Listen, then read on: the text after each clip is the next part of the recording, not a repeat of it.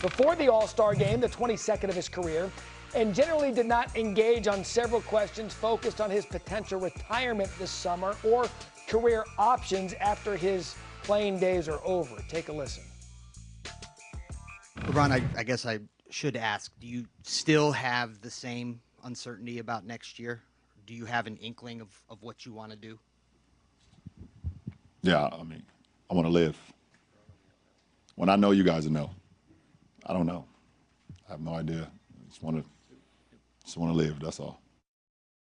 Perk, 41 years old, 22 All-Star games, probably loves a little bit of this attention about his future in the league. What do you make of his uncertainty, or at least what he's telling us?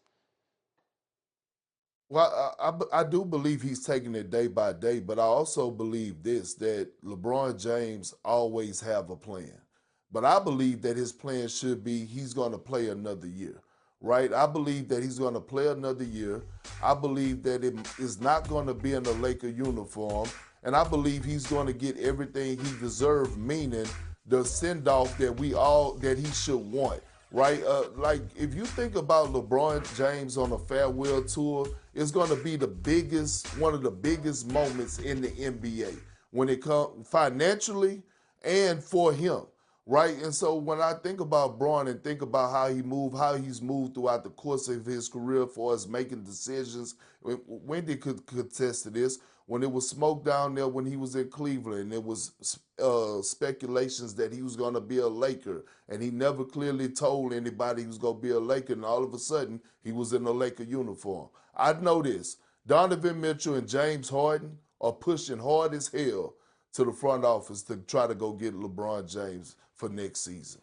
So, Wendy, is it a farewell tour in L.A. or elsewhere for LeBron? Well, first off, he played really well yesterday. I thought he was a big part of the All-Star game success, what he was able to bring to that game. Secondly, Matt, he's got to ask himself two huge questions. And if the answer to both is yes, we have a fascinating situation. One, is his body and mind able to play another season? I know people want that answer in the next 11 seconds. He doesn't have it yet. We'll have to wait and find out. The second thing is he willing to play for less money? If the answer to that is yes, a world of possibilities open. In LA, who could use their open salary cap space to build a team and then bring him back at a discount and then really build up that roster fast, or someplace else that could add him to a very strong team, such as Cleveland, as Perk said it. So it's a potentially very fascinating offseason story, maybe one of the biggest offseason stories, but you can't talk about question number 2 until you get the answer to question number 1, and we don't have it. Perk, personally, where would you like to see this end up for him? Because I think if you're writing the storybook end and you send him home one final time with a team that looks primed to make a run in the East, what would you like to see him do? Well, think about it. It's only right for him to finish where he started in his hometown in Cleveland, his home state. LeBron James is Ohio. LeBron James is Cleveland. Right, and I've been knowing LeBron James since 1996. Played AAU basketball with him, McDonald's All-American game, same draft, played on his team, went to 2 NBA finals with being his teammate. And again, I know how invested he is in the Cleveland. I know how invested Cleveland is into LeBron James. We don't see LeBron James shed tears often. He shed it one when he returned to Cleveland a few weeks ago, and all of a sudden they played that tribute video. His heart is in Cleveland. I believe he should retire in the Cavs uniform. I believe that he will. I want to see video 1996 Perk. I bet that was absolutely outstanding. We'll start with the first game between the USA Stars and Team World. The game went to overtime after a 12-minute quarter, having to reach a target score of 5. Scotty Barnes hit the deciding shot from long range to win it for the USA Stars. Game 2 was between the USA Stars and USA Stripes, and once again it came down to the end after Anthony Edwards put the Stars up 1. De'Aaron Fox hit a 3 with 1.2 seconds left to help the Stripes win. Game 3, World versus Stripes, and it was all about the hometown star Kawhi Leonard. Kawhi scored 31 points on 11 of 13 shooting in the 12-minute quarters. He carried the Stripes to a win and placed in the finals. We consider 31 points in 12 minutes good. While those first three games were close, the championship was not. The Stars routed the Stripes 47-21 to win the All-Star game. Anthony Edwards scored 32 points over the three games. And he was named the game's MVP. Our two MVPs, Perk and Wendy, back with us. Wendy, you've described Anthony Edwards as, quote, the most underappreciated superstar in all of American sports. Did he put all of that and all of us on notice last night? I hope so, but I hoped he wouldn't need to. I mean, this guy kind of does everything you could want from a superstar. He plays both ends of the court. He has fantastic dunks. He's a great three-point shooter. He's got great personality. He's been a winner. No, he hasn't won a championship, but he's taken the Wolves to their best 2 years in the history of the franchise.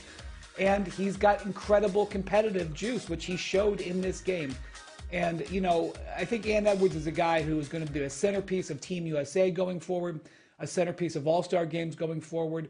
And it's not something that he always necessarily wants. He doesn't necessarily always want to do it, but he's so magnetic that this is a guy that the NBA needs to heavily invest in going forward. And they don't have a choice. They're going to have to. Perk, is he underappreciated, and are they overlooked because of the market that they play in Minneapolis?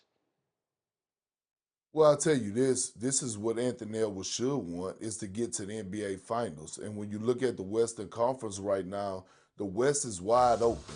You got the Denver Nuggets. They're battling with injuries. Oklahoma City Thunder are dealing with injuries. And right now, I don't know who's coming out of the West. And as a guy in Anthony Edwards that has led his team to back-to-back conference finals, that has returned majority of all the core pieces like a Rudy Gobert, a Julius Randle, McDaniels, or Mike Conley. They just signed him back after trading them, cleared them off of waivers. When I look at Anthony Edwards, it's time for him to capitalize on this moment. He is one of those players that could be the best player against any other player in the NBA in the 7-game series. And now it's time for him to take that leap. I believe he's ready to take that leap, and he needs to capitalize on that moment. That's right. He's one of those players, and there's probably a handful of them in the league that could single-handedly take over a game at any given point. This could be a year where they make a run in the playoffs. Anything's up for grabs outside of Oklahoma City. And Wendy, on the other side of this, I mentioned Kawhi Leonard had such a good game last night in front of the home crowd. Why was this such a tragedy for the home crowd to watch one of their superstars go off in an All-Star game? This is the best that Kawhi has played in the regular season as a Clipper. He is, the last 6 weeks or so, he has been at the peak of his powers. His jump, his leaping ability is back. You see it translate to that jump shot, which has just been killer for weeks now. He's never scored more efficiently in his career. He's sniffing around a 50, 40, 90 season. And yet the Clippers have kind of, I don't know if I want to say punted on the season, but trading James Harden and trading Ivica Zubac, you know, basically for draft pick centric trades, and for Darius Garland, whose return is even uncertain from injury, it's kind of a punch in the gut. This is the Kawhi Leonard that the Clippers have dreamed of having for years now. He is finally doing it for an extended stretch, and their team is no longer a contender. Well, I disagree with that, Wendy. I believe that Kawhi Leonard and Ty Lue, they strongly believe that they just want to get in the play-in tournament. I'm telling you, this might be the most dangerous team in the Western Conference because of the way that Kawhi Leonard is playing. Because now you got Ty Lue that has a chip on their shoulder. Before these last few games, going into this All-Star break, whether it was matched, him going toe-to-toe with Braun, him going back and forth with Kevin Durant, Kawhi Leonard is here to prove a point. And now they're playing with house money because they don't have expectations. But it's a belief in that locker room. It's a belief in Kawhi Leonard that they're trying to get in this play-in tournament. And if one of those top two teams got to face a Ty Lue game plan with a Kawhi Leonard playing at a superstar level, it's going to be hell in hot water. Wendy? Without their all-defensive center who they traded for draft picks. I mean, but I like the young fella though, Wendy. Confounding team. Yeah, I like young fellas. You have Kawhi Leonard in his prime. You know, young fellas are not going to get it done. So it's just This Clippers season has been very unusual, and the fact that Kawhi is playing this well when they traded their two other of their three best players. Now you can debate, Perk, about whether or not they can make a run, but this team is not designed to make a run and be dangerous in the play-in tournament. This is a team designed to try to win the Western Conference, and they've traded two of their three best players. They have, though, Wendy, but all I'm saying is, as a guy that has covered T. Lue for a long time, you know how T. Lue mindset is. As a guy that then watched Kawhi Leonard Jordan put on clinics and be a disappointment, let's not act like he can't slide in. I'm not picking them to win the West. All I'm saying is that they want to get in and all of a sudden upset or maybe try to knock off one of those top seeds. I'm not. They're still in this first round. Maybe they're still in the second round. Let's be real. With the way that Kawhi Leonard is playing, I believe that they could get into the play-in tournament, sneak their way into the postseason, and cause some real havoc. Right now, look, they're 2 games under 500. To Wendy's point, though, they're looking at it saying, oh, now we're going to get this performance out of Kawhi Leonard. Interesting. Play-in tournament reveals a lot of hopes, but we'll see if the L.A. Clippers can do that. On the other end of L.A., in case you missed it, LeBron James spoke